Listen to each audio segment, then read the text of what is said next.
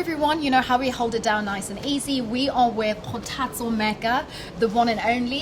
He is founder and CEO of Tiego Capital. Is that an appropriate title? I know you're the founder, but what do you enjoy or prefer being introduced as? I actually prefer being introduced as Kgothatso.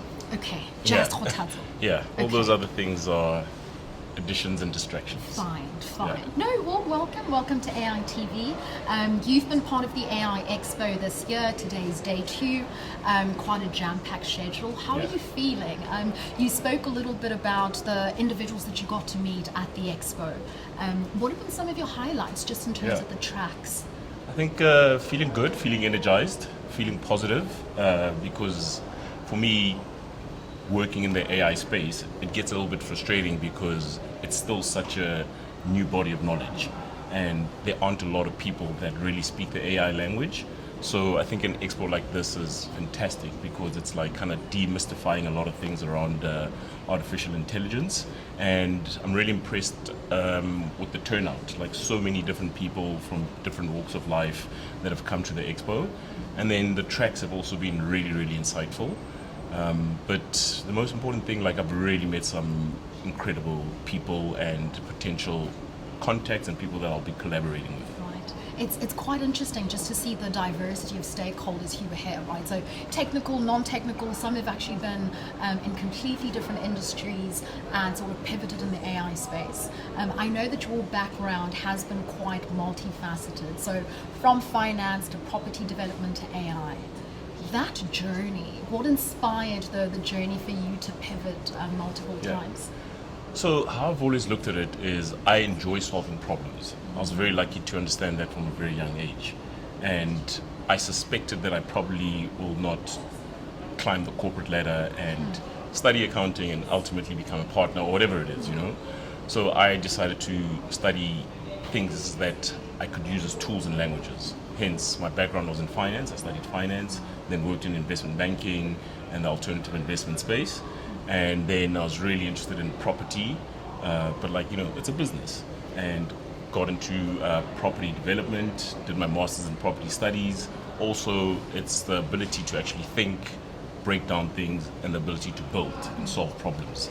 And then about 2 years ago, I was really inspired about like this tech wave that's coming up, driven by artificial intelligence. And for me, being an entrepreneur and ability to assess, I had to stop and be like, wow, this thing is like the internet in 1992, 93, 94. Absolutely. Yeah. So, well, actually, I think just before the boom, you know, and whether you believe in it or not, it's indifferent. It's going to affect every single industry. And for me, I saw a lot of opportunities. I think technology is there to solve problems. I've worked in a variety of sectors and I understand a lot of problems. And I just thought like it's an interesting pivot, and that's why the last 14 months I've really dug deep into artificial intelligence and technology. I've had the pleasure of knowing you, and you are one individual that's really passionate, sometimes a bit too passionate, right? When it just comes to articulating some of the frustrations that you see in the market in various industries. You're in the private equity space. What do you feel are some of your frustrations in terms of the adoption of AI or in the way that AI is actually interpreted? So I got back into the private equity space because of my frustrations, right? Because AI, number one, is misunderstood by a lot of people. Demystify. Well, you know what, I say, ask the average person, what is AI? And I'd say 98% of them will get it wrong, you know, because they talk about AI interchangeably with ChatGPT, Claude, and a lot of these consumer products. It's like saying, if I'm asking you about what the internet is and then you tell me it's Google. No, the internet is actually bigger than Google. So the artificial intelligence and generative AI must be seen more as like that platform, but like the solutions that are going to come out of it will be what's interesting.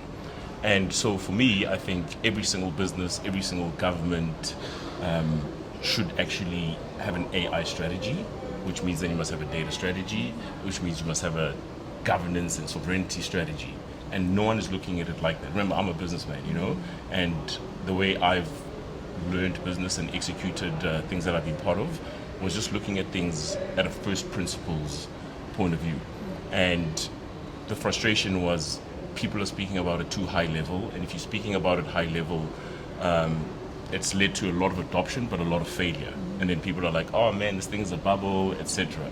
So the private equity angle came to me saying, you know what, instead of going out there trying to convince people and preach the gospel of AI, I'm going to go buy these companies where I see a lot of potential, and then I'll bring in my own artificial intelligence tech stack to really grow these businesses and create unicorns, or whatever it is, you know. But beyond the money and everything, I think just from an African point of view, it's really important that we understand this, because AI it's not magic. It's actually mathematics, and it's data driven. So if you look at the top 7 to 10 companies in the world, they're all data companies. They'll even give you the applications for free so that I can get access to your data. These are multi-billion-dollar organizations, right? They have all of, where does your data sit? When you're on ChatGPT, when you're on Instagram, when you're on Google, where does all the data sit? It sits all over the world. That's government data, that's our personal data, and for me, I'm really scared that we're going to get colonized again. And we as a country, as a people, as businesses really have to understand that. Like, it's worth a lot, and we've got to treat it like it's worth something. Absolutely. Yeah. So are you sort of hinting at the importance of data sovereignty and residency in terms from a colonization perspective? Are you? Yeah. Is there encouragement of the ownership of IP, AI IP within the African continent? Absolutely. So again, for me, not being a tech guy, but rather a business person, I look at the entire world. Right now, you look at the state of geopolitics, you know, largely driven by artificial intelligence, because you need the critical minerals to make these GPUs and building the data centers, etc. So geopolitics is a real thing. Before 30, 40, 50 years ago, it was these global wars. But now wars are fought more strategically and more smartly. So now, if in 20 years, all our data sits wherever in the world, and South Africa is not playing ball with one of the superpowers, maybe they could just say, like, if you don't do this for us, we're going to switch you off. So all our banking, all our WhatsApp communication, and I think that's really, really important. So sovereignty is incredibly important, and then that leads to infrastructure, which means now let's build our data centers here. These GPUs, like Nvidia is the biggest company in the world today, but like, if I gave you $100 million, you still wouldn't be able to go get those GPUs in a good turnaround, because all the hyperscalers have taken first dibs on that. So then what does it mean for me? Well, for me as a country and a government, I'd say, well, to create these GPUs, you need a lot of these critical minerals that we own. Absolutely. So for me to give you X amount of critical minerals, I need 50,000 GPUs coming to South Africa on an annual basis. That's like the depth of it. The money stuff is, you make money, you lose money. I'm indifferent. I think I'm half smart. I'll never go broke. But like, that's not what's going to change the world. And that's not what's going to change my country. And I'm deeply passionate about this country. I choose to be here. I don't have to be here, That's so profound, so profound. You've spoken a bit about infrastructure, which I think is very important. The likes of NVIDIA partnering with Microsoft and Cassava Technologies to bring the AI factory. I think there's some work that they're doing with Altron as well. How important do you think it is to be the first? So you spoke about hyperscalers, getting first dibs. Cloud service providers as well that are engaging with hyperscalers. Is it really critical to be the first in line to be able to test various infrastructural solutions such as GPUs? Yeah, I'm indifferent about first. For me, I'd rather say look at the size of the market and really break it down.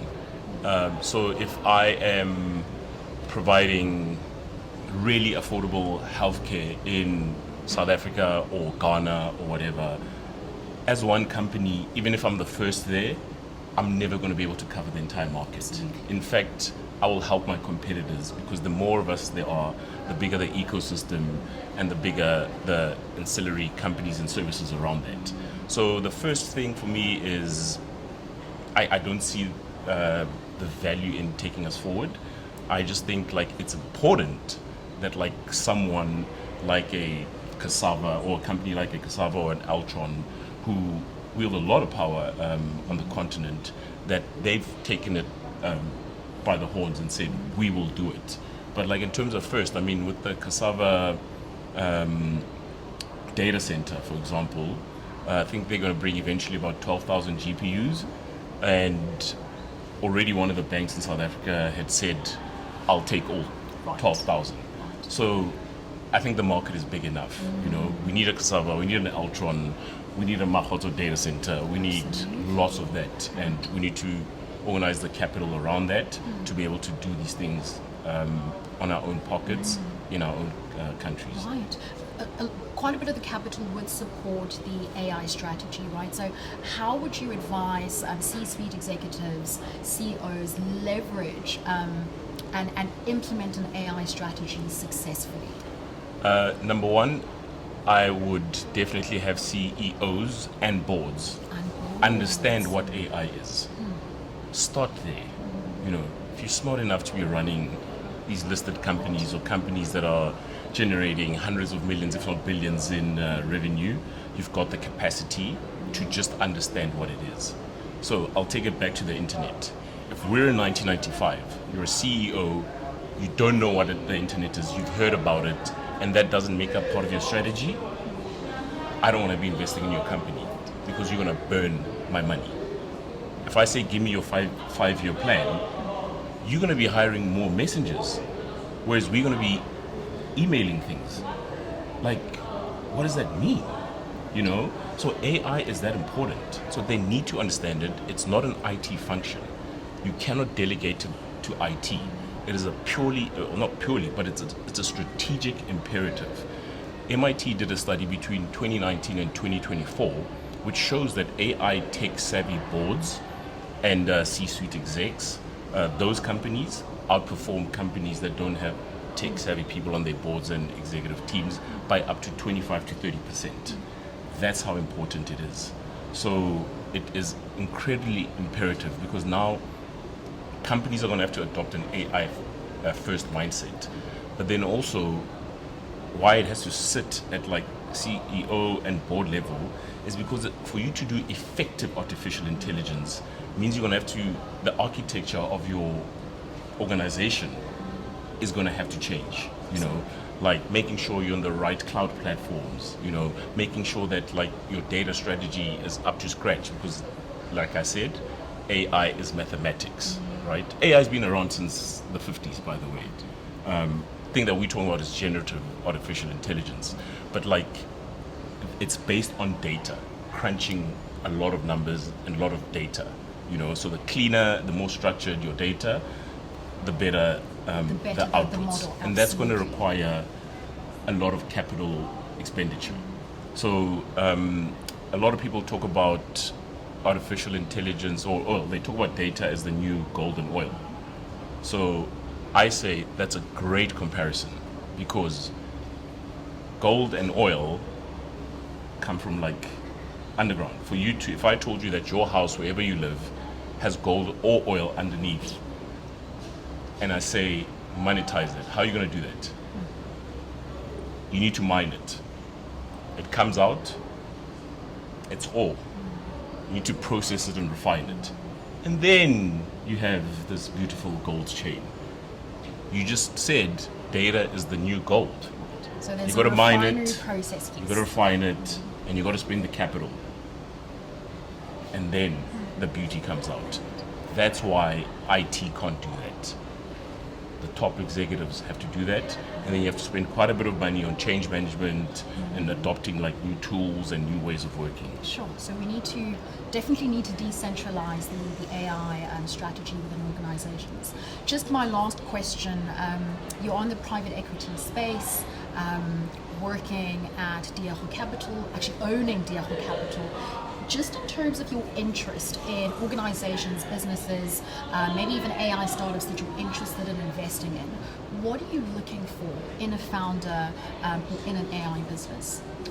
I don't look for AI businesses. Okay. I think there's enough AI businesses out there. I'm looking for companies that have like a lot of potential to be turned around, right? But like I said, like with the companies, that's the easy stuff, like companies that sit on, like I was a property developer and my partners are were the biggest property development company in South Africa, which means probably on the continent.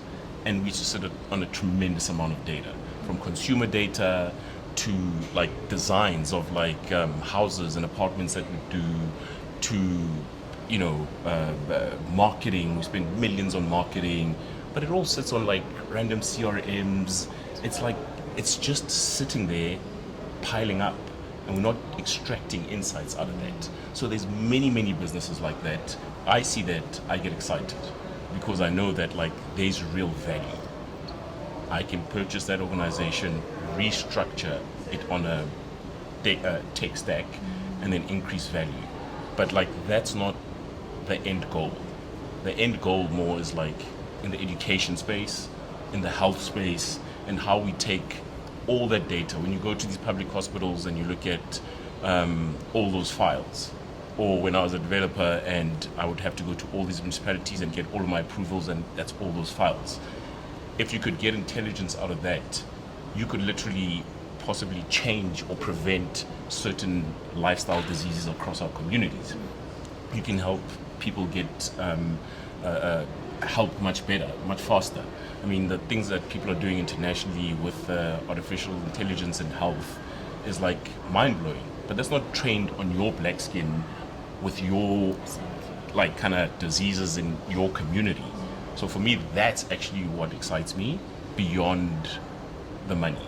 I think the money is the easy part, but like the impact that directly changes people's lives is what like keeps me alive, keeps me excited. And I think the private equity stuff is more like a proof of concept, but like, real change makers, why I'm interested in making a lot of money is like, you look at like guys like Bill Gates or a MasterCard Foundation or the First Rand Foundation. They're foundations from businesses, big businesses that spit out a lot of cash to be able to change the world. So for me, that's kind of how I'm looking at it, It's incredible. Yeah. So really looking out for African solutions to African problems. Yeah. In a nutshell. And I think artificial intelligence is a nice resource and leveler to be able for us to now apply our minds and actually use it to solve our own problems. Incredible. Thank you so much for your insights, Kgothatso. Where can people get a hold of you? So for tech founders who want to learn perhaps more about how they can actually contact you, where can they get a hold of you? Where can they get a hold of Tiego Capital? I think the easiest way is on LinkedIn. I am responsive on LinkedIn, and I do have someone who is always on my inbox to make sure that I don't miss out on anything. Contact me directly on Kgothatso Meka, and then I will respond, and then I can give you like my private details. Great. Thank you so much for your time and insights. Hope you have a lovely time at the AI Expo, and wishing you all the best in your private equity journey. Thank you very much. Thank you.